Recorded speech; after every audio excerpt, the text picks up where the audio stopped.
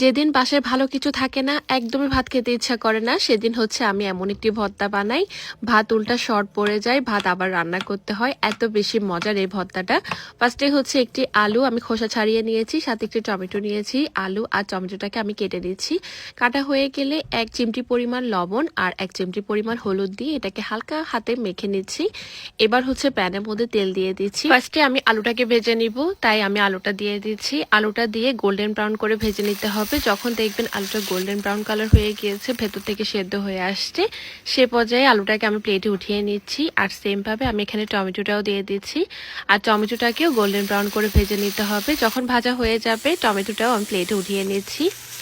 এখন হচ্ছে আমি এখানে কিছু শুকনা মরিচ নিয়ে নিয়েছি। শুকনা মরিচটাকে ভেজে নিতে হবে। শুকনা মরিচটা আপনাদের পছন্দ মতো বেশি বাড়িয়ে বা কমিয়ে দিতে পারবেন। আমি এখানে আমার পছন্দ মতো বা আমার টেস্ট অনুযায়ী এখানে শুকনা মরিচ নিয়েছি। আর শুকনা মরিচটাকে আমি হালকা এখানে ভেজে নিব। মরিচটা ভাজা হয়ে গেলে আমি এটাকে হচ্ছে প্লেটে উঠিয়ে নিচ্ছি। এবার হচ্ছে শুকনা মরিচটা হাতে খুব ভালো করে ম্যাশ করে নিতে হবে। একটু ঠান্ডা হওয়ার পরে করবেন, গরম গরম করলে হাত আবার জ্বলে যাবে। তো এখন হচ্ছে আমি মরিচটাকে ম্যাশ করে নিচ্ছি। সাথে আমি এখানে লবণ দিয়ে দিচ্ছি স্বাদ অনুযায়ী। ফার্স্টে আমি একটু লবণ কম দিয়েছি, কারণ আলুতে লবণ দিয়েছিলাম, টমেটোতে লবণ দিয়েছিলাম। এবার হচ্ছে খুব ভালো করে মরিচটাকে ম্যাশ করে নিচ্ছি। ম্যাশ করা হয়ে গেলে তারপর হচ্ছে এখানে পেঁয়াজ কুচি করে দিয়ে দিলাম। পেঁয়াজ আর মরিচটা খুব ভালো করে ম্যাশ করে নিচ্ছি। এই পেঁয়াজ মরিচটা কিন্তু ভালো করে ম্যাশ করতে হবে। এই ম্যাশের উপর কিন্তু ভর্তার টেস্টটা নির্ভর করে।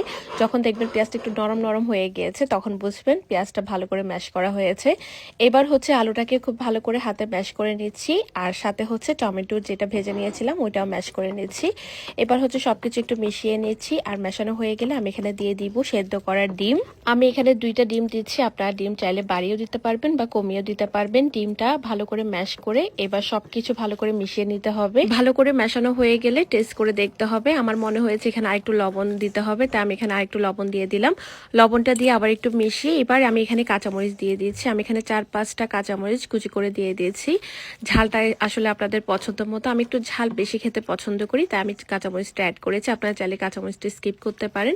সাথে কিছু ধনিয়া পাতা কুচি করে দিয়ে দিলাম। আবার সবকিছু খুব ভালো করে মিশিয়ে নিয়েছি। মেশানো হয়ে গেলে লাস্টের দিকে এখানে একটু সরিষার তেল দিয়ে দিলাম। ভর্তাতে আসলে সরিষার তেল না হলে হয় না।